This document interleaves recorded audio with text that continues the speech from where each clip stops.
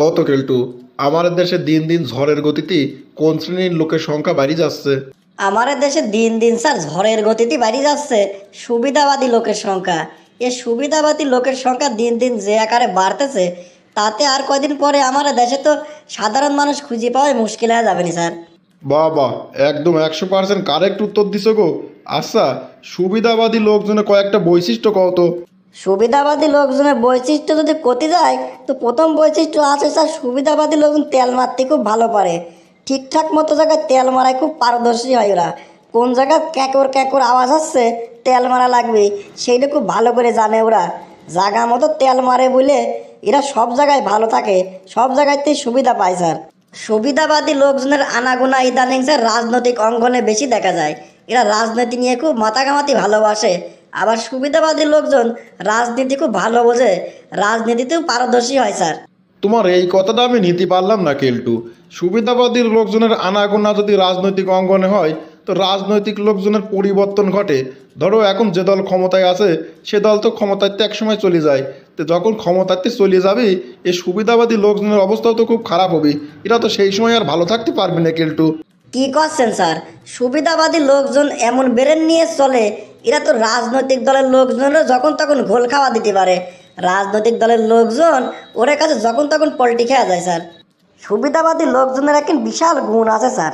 যে দল ক্ষমতায় আছে সে দলের সাথে এমনভাবে মিশে যাবে, সামনে থাকবি, পিছনে থাকবি, উপরে থাকবি, নিচেও থাকবি। আর এই দল যদি ক্ষমতাতে ফসকে যায়, কোনো চিন্তা নাই। যে দল আবার ক্ষমতায় আসবে বা আসার সম্ভাবনা আছে, সে দলের কাছে টুকুস করে খুব ভালো মতো মিশে যেতে পারে স্যার। সেনে যে এমন ভান করবি আর এমন কথা কবি, সুবিধাবাদী লোকজন তার কাছে যে এমন ভাব ধরবি, মনে হবে যে যারা রাজনীতি করে তারে এর এই সুবিধাবাদী লোকের কাছে রাজনীতি শিখা লাগবে। কোনে কি করা লাগবে, কখন কোনে যাওয়া লাগবে, এমন পরামর্শ দিবি। আর রাজনৈতিক লোকজন এসব পরামর্শ পেয়ে মনে করবি যাক, পেয়ে গেছি আমার একান্ত শুভাকাঙ্ক্ষী। তারাও একদম তেল নেওয়ার জন্য রেডি। আচ্ছা, ওরা যখন অন্য দলের আশ্রয়ে যায়, তখন তো সেই দলেরও কিছু নিজস্ব কর্মী থাকে। তারা তো সব কয়া দিতেই পারে যে এই লোকটা আগে অমুকের কাছে ছিলে, বা এই লোকটা আপনার দলের না, নতুন করে আপনার কাছে আইছে, আপনার ক্ষতি হতে পারে। সতর্ক করে দেওয়া তো লোক থাকেই। তো তারা সতর্ক করলে তো সুবিধাবাদী লোকজন ধরাই খেয়া যাবে। হেনেও তারা বিশেষ টেকনিক জানা আছে স্যার। যে লোক প্রকৃত দল করে সে তো দলেরই বেশি ভালোবাসবে, ব্যক্তিত্বের দলের বেশি প্রাধান্য দেবি না স্যার। কিন্তু হ্যাঁ, যারা সুবিধাবাদী তেল মারা লোক, তারা তো দলের চিন্তা করে না, তারা ব্যক্তির চিন্তা করে। ধরেন এই চেয়ারে আজ আপনি বসে আছেন, আমি এই অফিসে চাকরি করি, অফিসের 12টা বাজে যায় যাই গিয়ে, আমি যদি আপনার ঠিকঠাক মতো তেলটা মারি, তাহলে কি আপনি তো আমার প্রতি খুবই খুশি হবেন, তাই না? এই খুশি করার টেকনিক কিন্তু সুবিধাবাদী লোক খুব ভালো জানে। এই জন্যেই প্রকৃত যারা জল করে তারা এই সুবিধাবাদী লোকজনের ওভারটেক করে যেতে পারে না। আর এমন নজর কারা কারবি, আপনার এই প্রকৃত দল করার লোকের কিছু মনেই করবি না। যত দহরম মহরম সব হবে এই সুবিধাবাদী লোকের সাথে। এই জন্যই স্যার এরা সব জায়গায় সহজে একদম মিশে যেতে পারে। স্যারের একটা বাস্তব উদাহরণ দেওয়া লাগবে, দেখি একটা উদাহরণ দিয়েই দিই। যাই হোক স্যার, মেলা কথা কয়া ফেলেছি, যেই কথা কেন কোয়ার জন্য আপনার কাছে আসলাম সেইটাই তো কোয়া হলে না। আচ্ছা স্যার, আপনি দেখি প্রতিদিন 1 ঘন্টা আগেই অফিসে আসেন, এসেই কাম শুরু করে দেন। এইটা কেমন কথা? আপনি প্রতিদিন 1 ঘন্টা করে কাম বেশি করেন, এর জন্য কি অফিস আপনার বেশি বেতন দেয় নাকি স্যার? বেতন তো আপনার বেশি দেয় না। আবার আমরাও যেরকম সুযোগ সুবিধা পাই, অফিসিয়াল সুযোগ সুবিধা আপনিও তাই পান। তো খামাকা আপনি এই বয়সে 1 ঘন্টা ডিউটি বেশি করেন কে? আমার খুব আফসোস হয় স্যার, যে আপনি 1 ঘন্টা করে বেশি ডিউটি করেন, তাও অফিস আপনার টাকা পয়সা একটু বেশি দেয় না। আপনি তো বেতন আর একটু বাড়ানোর দরকার স্যার। ঠিকই কইছো কেলটু। আরে তুমি যেরকম করে ভাবিছো, এরকম করে দেখো বসরা ভাবে নাই। আরে এই বয়সে আমি খামাকে 1 ঘন্টা করে বেশি ডিউটি করবো কে? আমার যে ডিউটি টাইম, আমি সেইটুই কি করবো, তাই না?